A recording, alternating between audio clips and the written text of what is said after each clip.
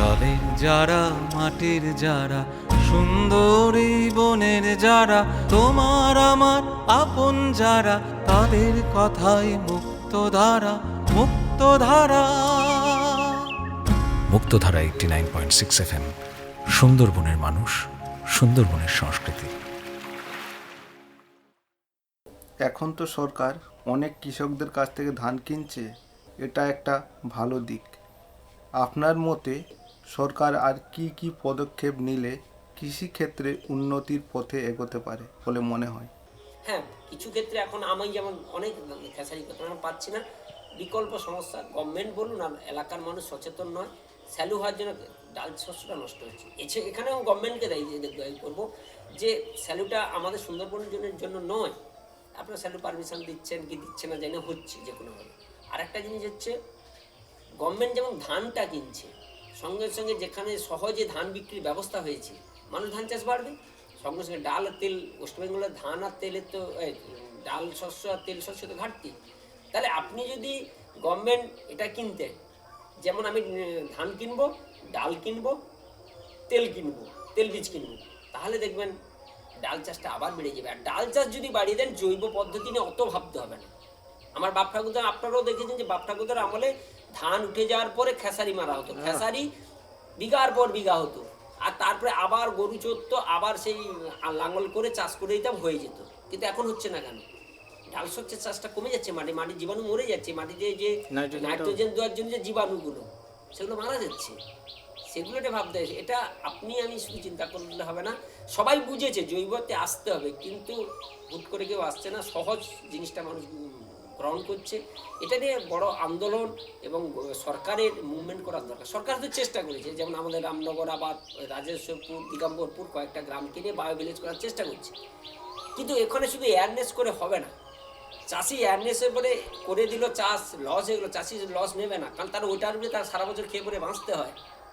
তার জন্য ভর্তুকির ব্যবস্থা, যে এই জমিতে এত উৎপাদন ছিল, আপনি জৈবতে করুন, যে উৎপাদন হবে না সেই মূল্যটা আমরা দেবো, 3 বছর করুন, চাষি নিশ্চয়ই ফিরবে। গভর্নমেন্ট শুধু অ্যাওয়ারনেস করে দিলে, দুটো কথা বলে দিলে হবে না। কারণ আপনি একজন যারা বেতনভুক্ত, তারা মাসের বেতনটা না ঢুলে তারপর চিৎকার করে, আর একজন কৃষক সারা বছরের উৎপাদনের ওইখানে যদি ঘাটতি যাচ্ছে, খাবে কি? তার জন্য বিকল্প ভাবতে হবে। গোটা জায়গায় জৈব করতে গেলে গভর্নমেন্টকে দায় নিতে হবে, যে এই জায়গায় উৎপাদন হওয়ার কথা ছিল 210 কিলো, হয়েছে 5 কিলো, তাহলে আর 5 কিলো গভর্নমেন্টকে পূরণ করতে হবে, তাহলে বাড়বে। আর 3 বছর পরে চাষি যখন দেখবে যে না আমি করতে করতে এসে, তখন আপনাকে আর দিতে হবে না। একটা প্যাচ জুড়ে করুন, গভর্নমেন্টকে বলবো একটা প্যাচ জুড়ে করতে হবে, একটা গ্রাম অথবা একটা ব্লক, যার ভর্তুকি গভর্নমেন্ট দিক, মডেল হিসাবে, না হলে হবে না।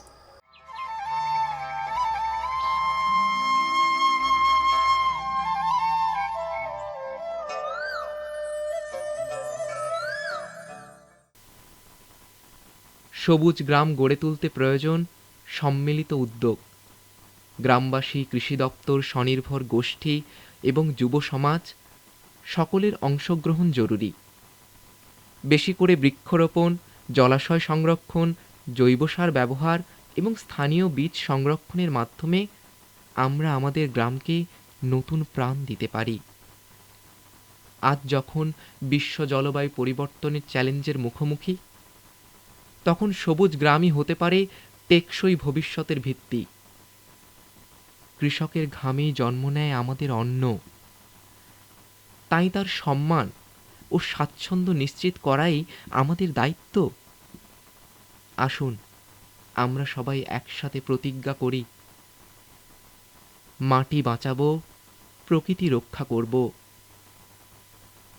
আজকের দিনে আমরা একটি বড় পরিবর্তনের সাক্ষী। আমাদের গ্রাম বাংলায় চাষবাসের এলাকা।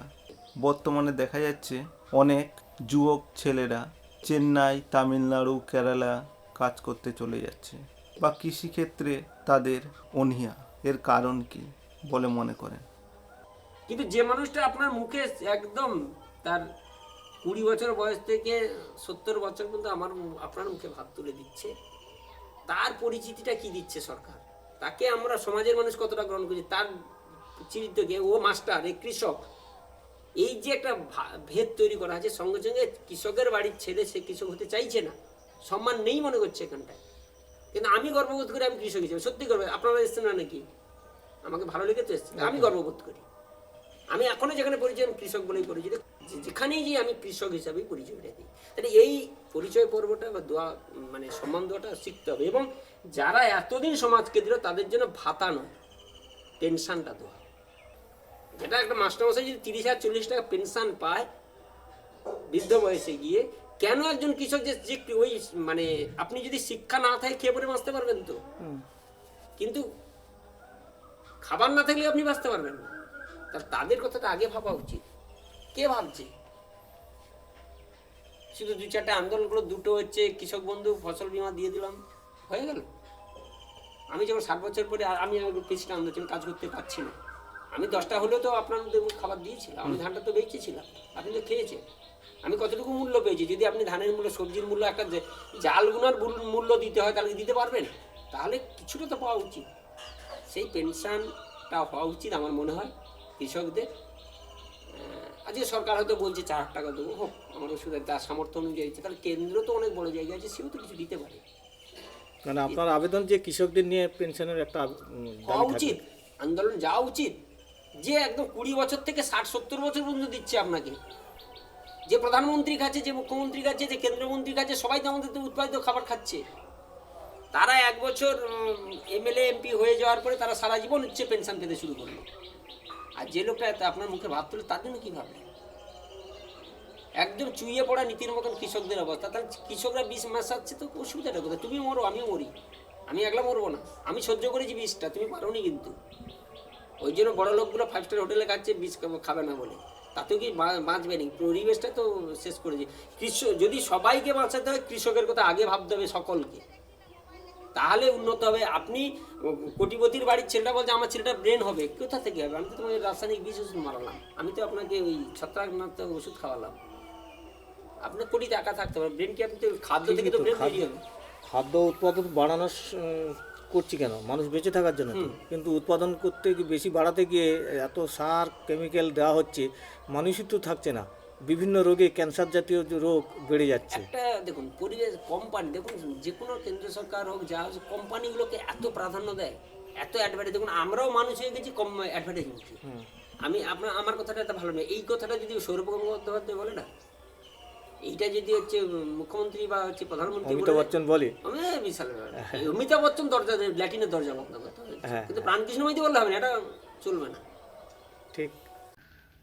আলু বেচো, ছোলা বেচো, বেচো বাকর খানি, বেচো না বন্ধু তোমার চোখের মনি। আলু বেচো, ছোলা বেচো, বেচো বাকর খানি, বেচো না বন্ধু তোমার চোখের মনি। আলু বেচো, ছোলা বেচো, কলা বেচো, কয়লা বেচো, বেচো মটর দানা। কলা বেচো, কয়লা বেচো, বেচো মটর দানা। বুকের জ্বালা বুকে জ্বলু, কান্না বেচো না। আলু বেচো, ছোলা বেচো, বেচো বাকর খানি, বেচো না বন্ধু তোমার চোখের মনি। আলু বেচো, ছোলা বেচো, ঝিঙে বেচো 5 কেটে, 1000 টাকায় সোনা। ঝিঙে বেচো 5 কেটে, 1000 টাকার সোনা।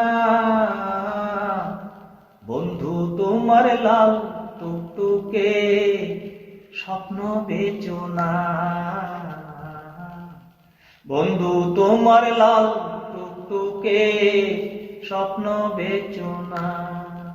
আলু বেচো ছোলা বেচো বেচো বাকর খানি বেচো না বন্ধু তোমার চোখের মনি আলু বেচো ছোলা বেচো ধর বেচো ইচ্ছে হলে করব না কুমানা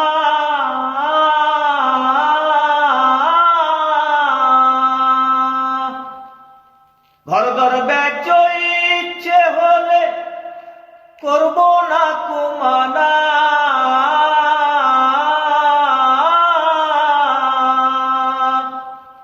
হাতের কলম জনম দুঃখী তারে বেচো না হাতের কলম জনম দুঃখী তারে বেচো না আলু বেচো ছোলা বেচো বেচো বাকর খানি বেচো না বন্ধু তোমার চোখের মনি আলু বেচো ছোলা বেচো আলু বেচো ছোলা বেচো আলু বেচো ছোলা বেচো। এতক্ষণ আপনারা শুনলেন সত্যরঞ্জন পাল মহাশয়ের কণ্ঠে গান। প্রযুক্তির অগ্রগতির যুগে কৃষিও আর আগের মতো নেই। আধুনিক যন্ত্রপাতি, ড্রিপ সেচ, জৈব চাষ, হাইড্রোপনিক্স, অনলাইন বিপণন এসবের মাধ্যমে কৃষিকে আরও লাভজনক ও আকর্ষণীয় করা সম্ভব।